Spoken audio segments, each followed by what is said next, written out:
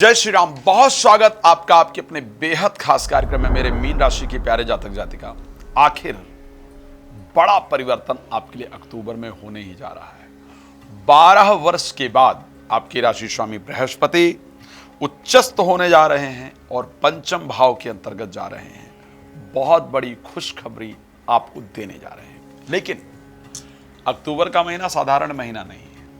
अक्टूबर का महीना कामना पूर्ति का महीना है, इच्छा पूर्ति का महीना है। भारत के सनातनी का सबसे बड़ा त्योहार दिवाली इस महीने में है। दिवाली वो रात्रि जिस दिन व्यापार वृद्धि के लिए, धन की प्राप्ति के लिए, लक्ष्मी की कृपा के लिए हम पूजन इत्यादि करते हैं। नेगेटिविटी दूर करने के लिए, शेयर मार्केट से फायदा के लिए, तंत्र मंत्र बाधा जादू टोना निवारण के लिए।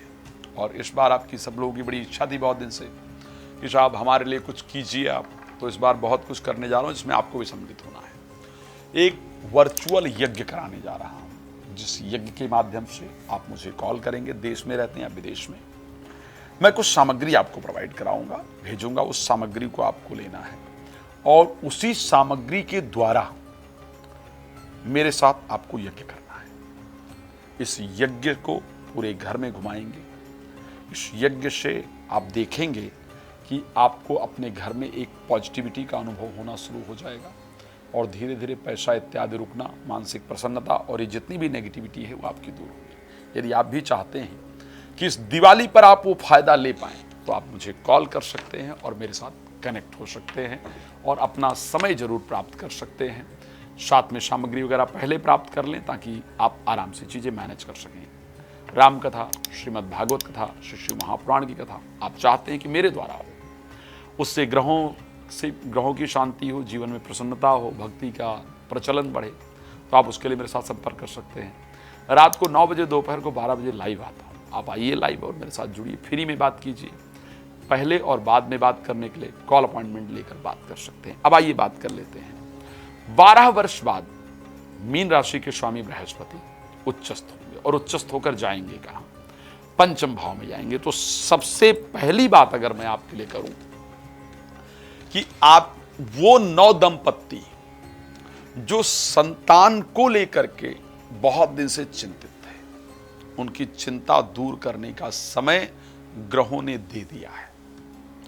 आपकी चिंता दूर होने जा रही है। अगर आप संतान के विवाह को लेकर के परेशान थे या परेशान थे, संतान के विवाह को लेकर के यदि आप परेशान थे या परेशान थी, तो वो विवाह से संबंधित संतान की जो चिंता थी वो दूर करने का समय आ गया है और वो दूर होने जा रही है और बृहस्पति उसको दूर करने का काम कर रहे हैं। अगर आपका बच्चा या आप स्वयं पढ़ने का बहुत प्रयास कर रहे थे लेकिन उसमें मन नहीं लग रहा था, तो बृहस्पति वो कृपा आप पर करने जा रहे हैं कि इस महीने आपकी पढ़ाई में कुछ नई उम्मीदें, कुछ नई ऊर्जा, कुछ नई एनर्जी की जागृति होगी। आप अच्छी तरीके से पढ़ पाएंगे। एक और विषय,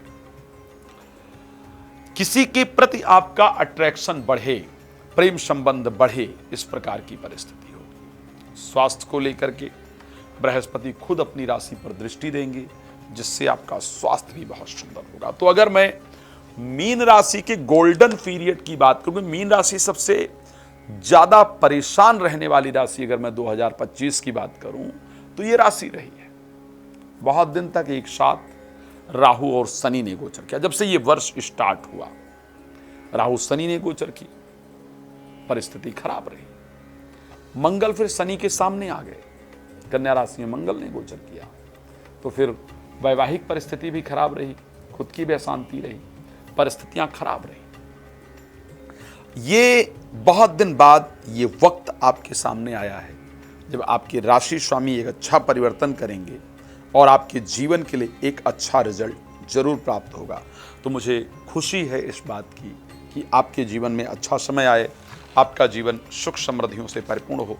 ये हमारा प्रयास, ये हमारी कोशिश हमेशा आपके साथ रहती है और होगा। हाँ, कुछ चीज़ें हैं जिस पर ध्यान देने वाला होगा। एक और विषय जो बड़ा अच्छा होगा इस महीने आपके लिए, वो होगा 27 तारीख को। 27 से 30 तारीख, 3-4 दिन का जो समय होगा, जब जो भाग्य के स्वामी मंगल है वो वृश्चिक राशि में जाएंगे। 1.5 साल बाद ये होने जा रहा है। और शायद मुझे लगता है आपके जीवन में बहुत कम ऐसा हुआ होगा, अगर आपकी उम्र 23-24 साल तक है, जब बृहस्पति उच्चस्थ रहे हों, मंगल मीन राशि में रहे हों और मंगल क्षमा चाहूंगा शनि मीन राशि में रहे हों और मंगल भाग्य स्थान में आ जाए, तो एक बहुत बड़ा परिवर्तन ये आपके लिए है, जो भाग्य उदय का सबसे सुंदर साधन होने वाला है। लेकिन 27 तारीख से पहले भाग्येश का अष्टम भाव में होना आपको बहुत परेशान करेगा।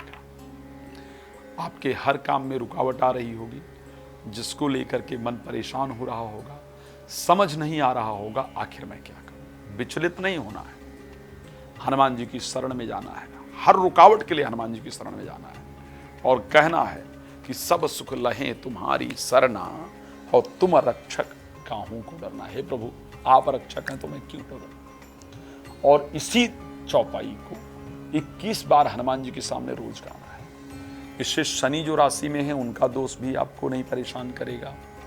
इससे जो भाग्येश अष्टम भाव में गोचर कर रहे हैं वो परेशान नहीं करेगा।